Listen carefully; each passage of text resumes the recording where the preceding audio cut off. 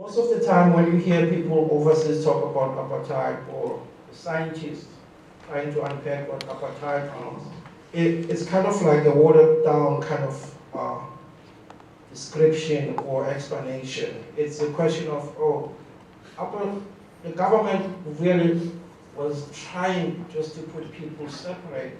There was no harm to that. It was just to be for people to live closer to whoever they like, and what's wrong about that. But really, apartheid was more than a simple segregation of people or people of racial groups.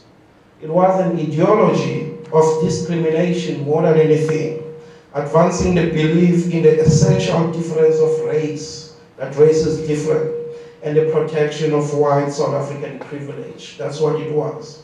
In fact, as I'm listening now to the campaign speeches across the US and listening to the Trumpian discourse, we call it the Trumpian discourse in this election campaign, because Mr. Trump's language reminds me, back in 1948, D.F. Malan's campaign speech. In many ways, Trump and Malan are similar in that the only difference is that Malan was campaigning within the white-only population who could vote, whereas Trump is just campaigning to all Americans who could vote. And there's also an irony here with, I was talking to Peter this morning about also how this, the Oscar award thing kind of becomes a white-only contest as opposed to including all people of the Hollywood space, but only the white Hollywood that is in there. But I'm going to go back to Malan. Just like Trump invoking white supremacy in the US today, D.F. Malan's campaign speech of 1948 proposed a question asking the people who could vote, the white-only people population in South Africa, whether the European race in South Africa will maintain its purity and civilization, or will it be overwhelmed by the non-European populations of South Africa. So that was his ticket, to say, we want this, the white superiority, the Europeans as a superior race in South Africa. Do we want to do, if you want to do that, then vote for me. And if you look, contrast this with Trump today, the message is the same. And that small difference that I pointed out, that the difference was Malan was talking to the white-only colleagues, whereas Trump. But still, it's not a big difference. Because if you look at how marginalized people constantly being stripped of their rights to vote.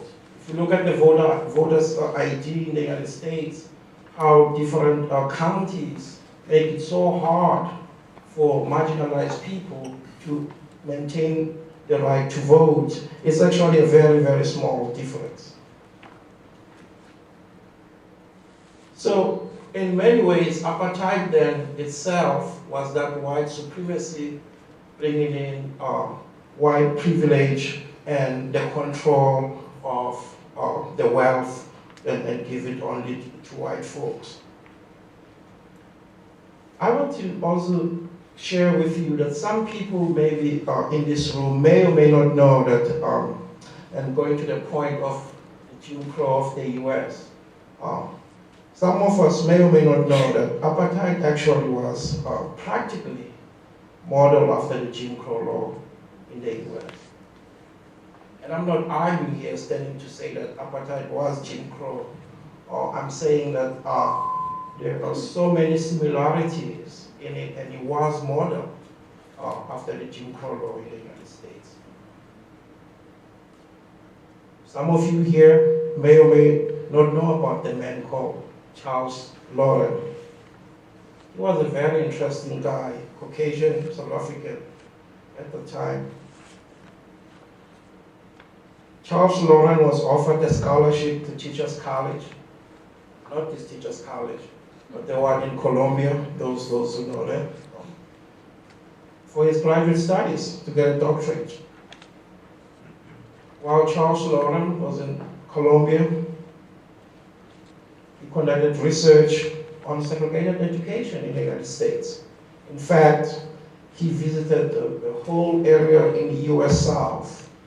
He visited, for example, Tuskegee University at the time. He looked at Hampton Institute, Virginia Union University, and a number of black schools in Alabama and Virginia. What he did with those data, he wrote his nice dissertation, he received his doctorate, and went back to South Africa. A few years later, he'll become in charge of what was called at that time the Natal Native Education as a chief inspector, implementing the very same policies that he learned while conducting that research at Tuskegee, Hampton. But it was basically also rooted on discrimination that was going on in those institutions in the US South. And I'm not going to talk a lot about this. I'm just going to bring it back now for people who may or may not have an idea of demographies in South Africa, which are quite more different from the United States.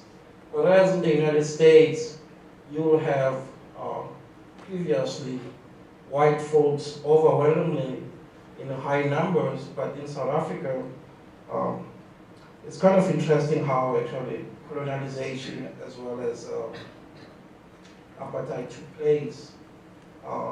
Ironic in a sense that here comes people of very small numbers, but I guess they've danced, they became a dance, and they come into overwhelm and put hegemonic control over people who are 79% of the population. And I'm not going to spend much on this. This is just for us to get an idea of how apartheid racial categories.